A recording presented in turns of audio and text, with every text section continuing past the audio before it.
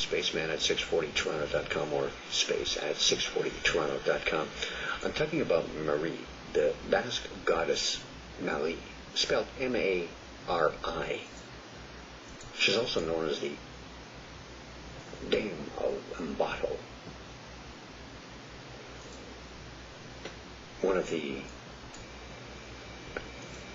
highest placed goddesses in the Basque region. As I said before the break, lives underground in a cave in a high mountain where she and her husband, Sugar, meet every Friday to conceive the storms that'll bring either fertility or sometimes bad things to the land and the people. In other words, they're calling all the shots from inside the mountain when they leave. Mali is served by a court of Sorganak, or witches, and is said to feed on the negation and affirmation. Mali is an anthropomorphic goddess, one of the most ancient chthonic female deities. And her husband, who is known as Sugar, is also known as Maju, who also appears as a snake. Apparently, they live separately. Marie lives on Earth and Sugar, Maju, in the sea. This is for a good reason, they tell us. When Maju and Marie meet, they produce violent rainstorms with hail, thunder, and lightning. So I guess it is for a good reason they live separately. Notice how it fits, too, into the Merovingian conception of the very first Merovingian king, where the mother of Merovee, the first Merovingian king, sorcerer king, is swimming in the sea one day and is raped by a sea serpent. In the Basque region, Marie lives in a mountain. Her husband, Maju, appears as a snake and lives in the sea, a sea monster. Nothing new under the sun.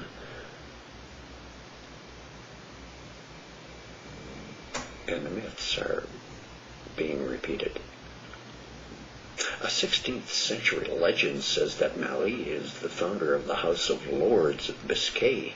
The lady, or the Dame, as Marie is often called, lives in the regions of the deep, but also in grottos and in precipices linked with each other by subterranean conduits. Marie's shapes are diverse. In the subterranean region, she takes on zoomorphic shapes. On the surface, instead, she appears as a very beautiful lady, elegantly dressed, who is combing her hair with a golden comb. Sometimes she moves in the sky in a chariot drawn by horses or surrounded by flames. She also appears like a flaming tree, conjuring up visions of the burning bush in the Bible, doesn't it? She appears as a flaming tree, a white cloud, a rainbow, a gust of wind, a bird, a sickle made of fire, moving from one mountain peak to another. Marie sometimes drives across the sky in her chariot drawn by 4 white horses, or she rides a white ram. Like Persephone, she's abducted by a bull. She leads all subterranean demons. Sometimes she's not alone in her dwelling, but is surrounded by an animal, demon, or by young girls. Many of her attributes are characteristic of witches. A legend says that Marie gave a piece of charcoal to one of her prisoners, Catalina. The coal became pure gold. The goddess often changes her dwelling place, and for each of these places there is a corresponding different character, as if the goddess was not one and the same, but a plurality of sister goddesses. Another legend presents Marie as wife to the Lord of Biscay, Diego Lopez de Haro. This marriage actually symbolized the legitimacy of the dynasty in the same way the Irish goddess married the kings of Ireland as a religious act of legitimacy. In any case, the condition that Malie imposes to her husband is that, while he could keep his Christian faith, he was obliged to keep it outside of the home.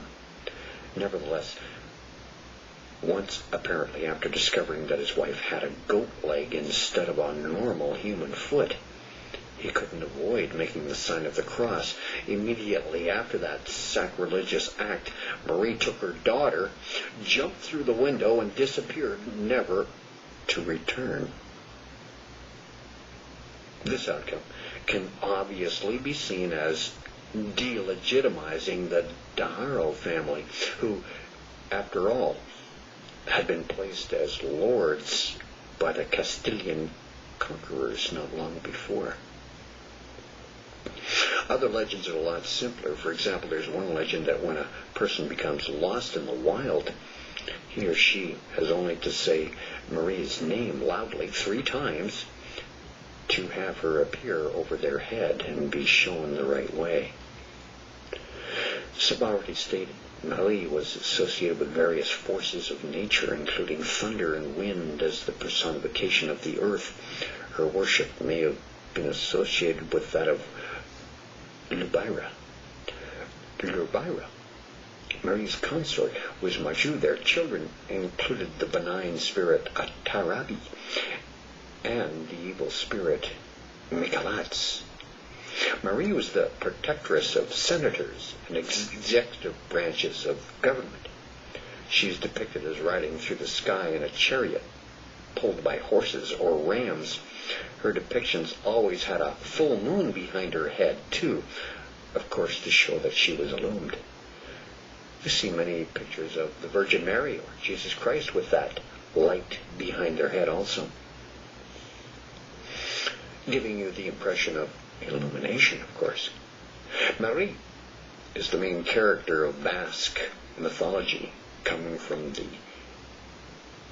ancient lost world of Atlantis, having, unlike other creatures that share the same spiritual environment, a godlike nature. She's often depicted as a woman dressed in red. She's also seen as a woman of fire, woman tree, and as thunderbolt. What's more, and this will remind you of the Jewish tradition of a red heifer, she's identified with red animals, cows, rams, horses, and with the black he-goat. According to some anthropologists, Santa Marina, a saint revered in the Basque County, is in actuality a Christianized version of Marie. After all, Santa Marina just means merely Saint Marie. Basque women still invoke Santa Marina's protection against curses and for aid in childbirth, but the most accepted synchronicity is with the Virgin Mary of the Catholic Church, which is widely believed by modern Christian Basques. So here's the Jewish tradition of the red heifer, if you've never heard of it before or never understood it. The Mishnah teaches that up until the destruction of the Second Temple of Solomon, ashes had been prepared from a total of only 9 red heifers. The very first red heifer was processed by Moses himself. The second was done by the prophet Ezra in the days of the First Temple. And during the entire era of the Second Temple, only 7 more heifers were used for ashes. This was enough to provide the nation of Israel's needs for purification throughout all those years religiously. There has been no red heifer sacrificed by the Orthodox Jews in Israel for the past 2,000 years. But once the third temple of Solomon is built, the 10th red heifer will be prepared by none other than the Messiah, the coming king, we're told, which I believe will be the Antichrist. And 10, of course, the number of law. It will be illegal not to accept this Messiah as the Christ.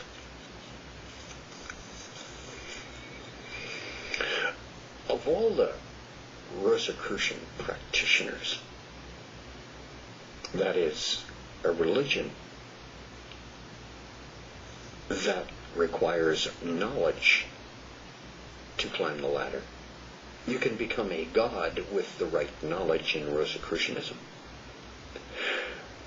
Of all those practitioners of the Gnostic religions, the most famous and possibly passionate man for his job, who has often been surmised to be the true author of Shakespeare's plays, all of that witchcraft, is Sir Francis Bacon, born in England in 1561. For his services to science and philosophy, he was knighted first Baron of Verulam and also Viscount of St. Albans.